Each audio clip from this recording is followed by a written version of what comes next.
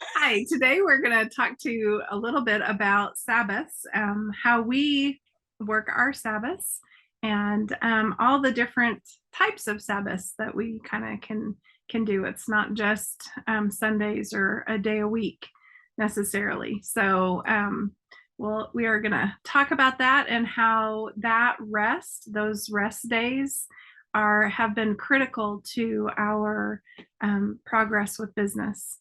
And partly, I think, just to kind of sum it up and give you the main idea, part of what a Sabbath does is it teaches you that the world is not going to fall apart if you step back a minute and take a day off. So you can rest, and God demonstrated that for us in creation. So when he took the seventh day and he rested, so he didn't need rest. Clearly, he was just demonstrating to us that even he, who created everything, could step back and the world kept on going. So, Yeah. but which, Yeah, that's been a hard lesson. yeah, Where they say labor to enter into rest, that's really the size of it. You have to be very intentional and diligent and put your foot down on yourself in order, because it's easier just to keep going in some yeah, respects, at least yeah. until you can't do it anymore. Mhm. Yes, and then you learn the hard way that we are meant. The Sabbath was designed for us, for our benefit. So Right.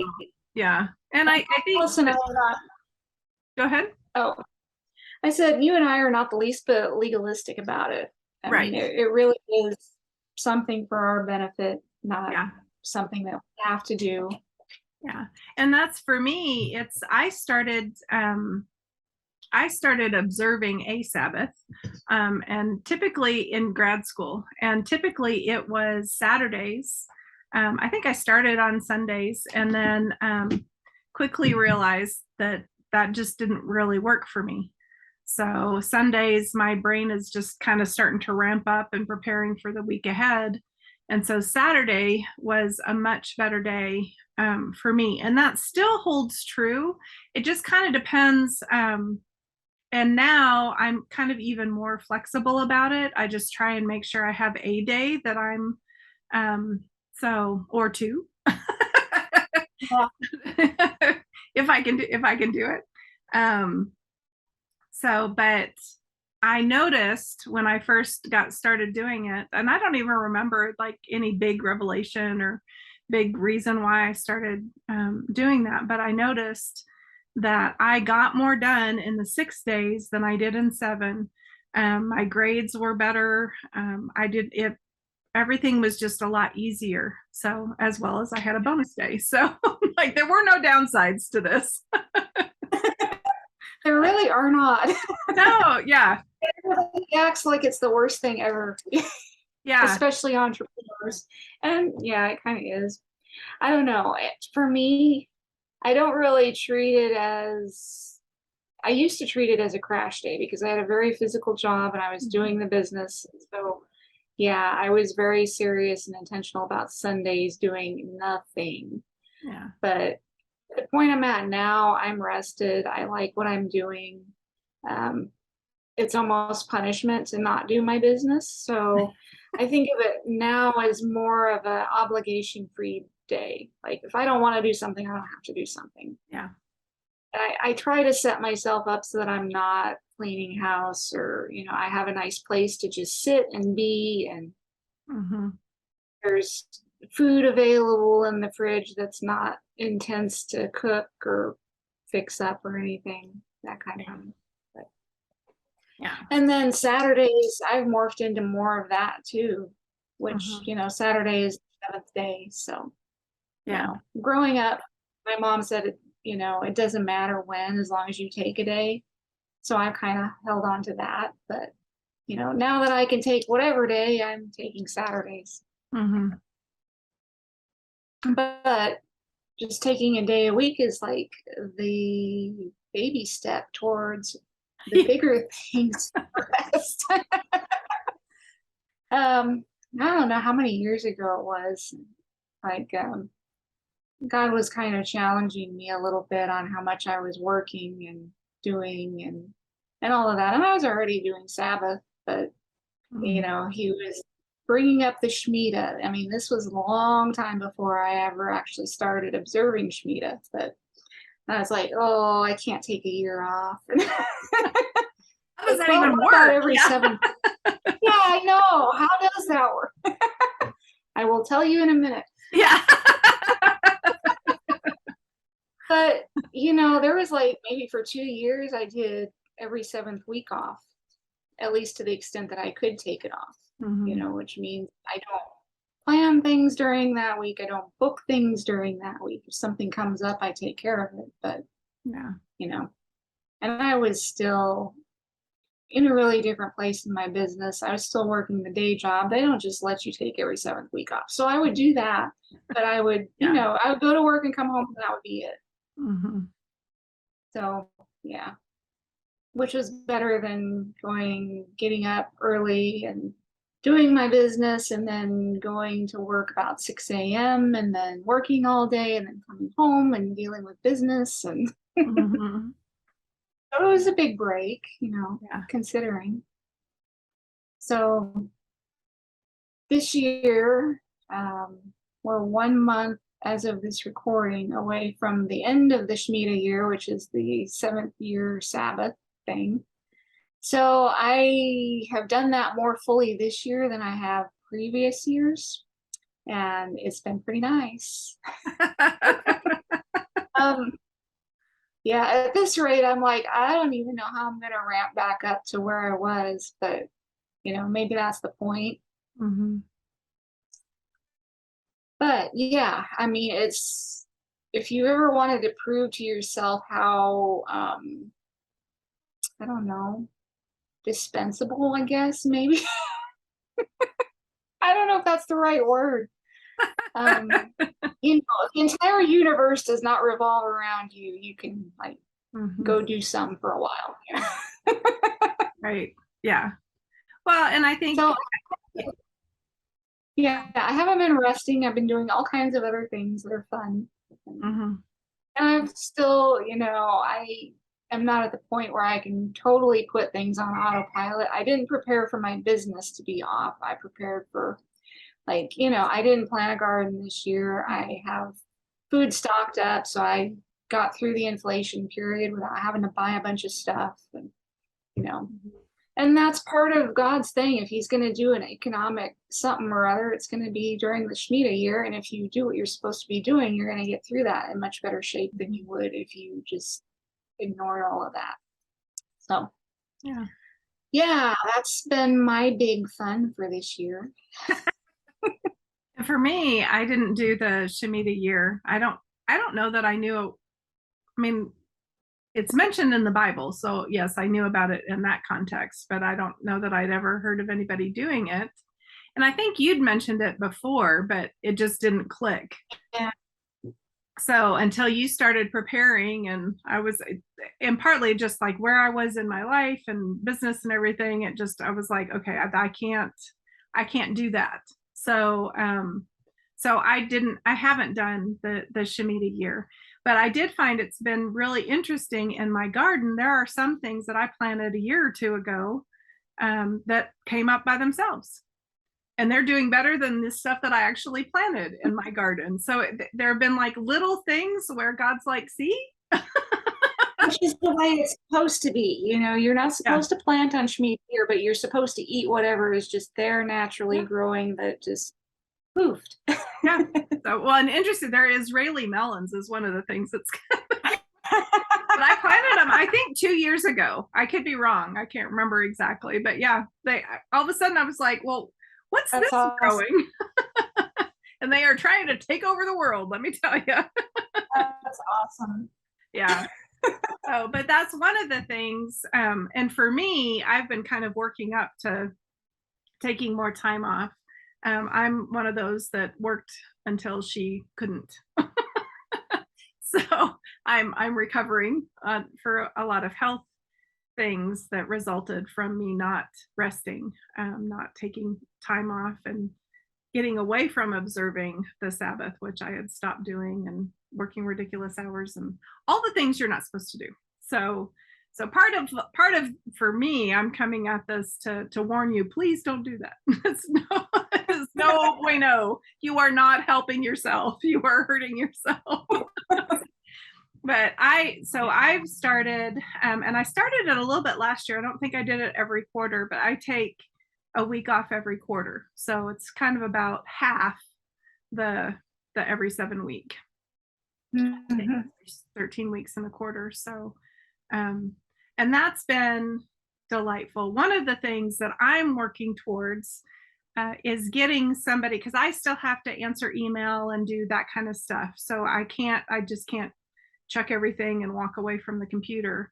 But I'm working on getting things systematized and getting people hired and in place that they can manage, and like somebody else could be answering my email while I'm gone. So I can truly just close the computer and lock the door and wander off. So, because I think that would be much better. But even what I'm doing now is, I've noticed a big improvement. So, and not again to the detriment of my business. My business has grown quite a bit more in observing this. So it's one of those counterintuitive. Yeah. So much of the kingdom is upside down and backwards. It's just not the way you think it would be. Yeah, it's one of those. Requires faith. Every single thing requires faith. Yeah. Yes. You just can't get around it. Yeah.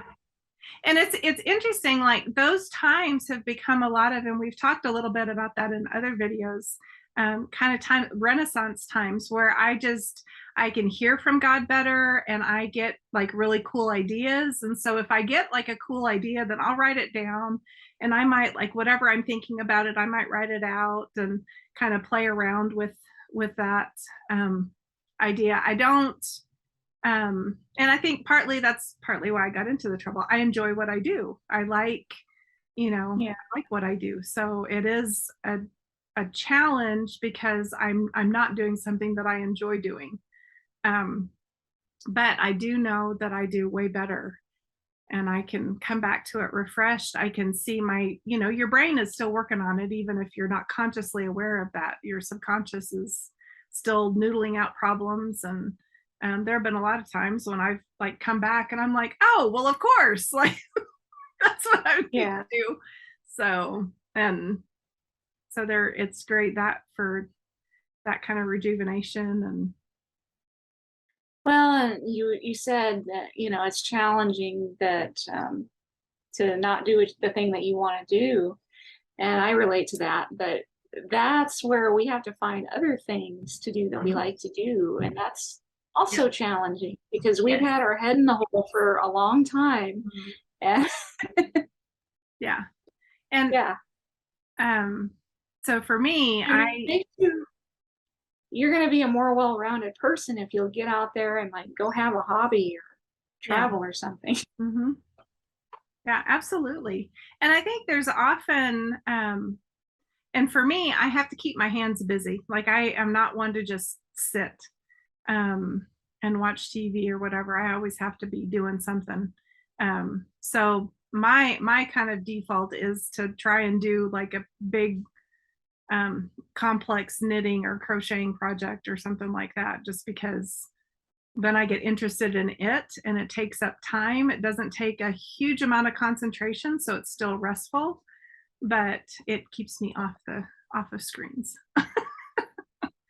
So otherwise I'll be like, oh, I'll get an idea, and next thing I know it, I've got the computer open and I'm working away. I'm like, no. I know. I gotta run with my ideas. I don't have to like completely do everything, but I at least gotta. Yeah. Well, and I do better as long as I can. If I write it out longhand, number one, it seems to kind of help them gel a little better for me. So, and then I don't get distracted with the other stuff. If I pull up the computer, then it'll be hours before I'm like, why am I checking email? What am I doing? Yeah. So but I keep lots of scrap paper around everywhere so I can write stuff down. Yeah. Because and Yeah. part of it is I think you get revelation in those times when you're like your hands are busy or you're thinking about something else and then all of a sudden some connection is made. So part of that to me is wanting to be a good steward of that revelation. So Yeah. but yeah, not at the expense of the other commandment to rest. So it's a dance, it's a balancing act. So but so we Maybe encourage. that's why I don't get ideas during that time because I will just get right into it. Yeah. At least have to see if it's viable, you know. Yeah. Yep. I Well, don't know. yeah. We encourage you guys if you're not, and again, we're not necessarily recommending that you take Saturdays or you take Sundays. Like, just pick a Yeah. day that you have off, and if that feels like too much, like you can work up to it too. Start with half a day, or you know, um, and gradually, and because I think part of it is you need to, and it's going to feel really strange, if you've been going 90 miles an hour and then you just hit zero, like that's going to be very disorienting. So you might need to Yeah. figure out, how do I power down, how do I kind of work in. Well, and it is baby steps because you Mhm. have to learn that it is okay to stop Yeah. and you can stop for a little longer and Hmm. you know, Yeah. like I wrote the book on the Shemitah and because I was trying to figure this out for myself and God was telling them to do this years before they even had any land to do it with. Yeah. So they were mentally prepared way ahead of time that this is how it's going to be. This is what you need to do. Hmm. So you can go into it knowing that that's ultimately where you want to be, but it's not where you are right now. Yeah. I mean, And it working really does towards it. take time to work up and prepare. Yeah. And especially Because like. if you don't have the systems in place for your business, Mhm. it's going to be a really terrible thing if you stop spinning all those plates all of a sudden. Yeah. Yeah. So that's a lot of what we try to teach in our class is, how do you get all of this together so that you can step back and so that it does somewhat run itself. Yeah. Yeah. So you can hire the people that can help you do the things. Yeah. Yeah, it goes, streamlining first and then systems and then hiring and automation. Well, automation comes before hiring. There's a whole process, and if Yeah. you're going to do it smart, because you don't want to work your people to death either. Right. That wouldn't be good. Yeah. Yeah. So, and that's kind of the interesting thing about thinking about the Shemitah year as well, is Yeah. planning for. Well, and it was agricultural, Mhm. you stop farming basically is what God is saying to give the land a break and to do an Mhm. economic reset. But I wonder how much of it had to do with business because, everybody was in the egg business pretty much Mhm. then. So Yeah. it affected a huge amount of the population Yeah. that just suddenly didn't have work to do. Mhm. Yep. Yeah. So, and that's, I think as you're planning for your business and as I'm looking forward to plan for mine, then those are going to be the questions and the things that partly I'll be seeking God, and also just kind of, using the wits that he's given me to plan for what does that look like for me in this era. So, Absolutely. yeah. Um, 2008 Shemitah year, I didn't store up food. I still planted a garden, but God had me move all my money. I had maybe $150,000 in the market. And, you know, fall of 2008, the housing crisis hit and everybody got wiped out but me. So just be aware that all of the ways that the Shemitah works, learn about it from what that Bible actually says and not Jewish tradition.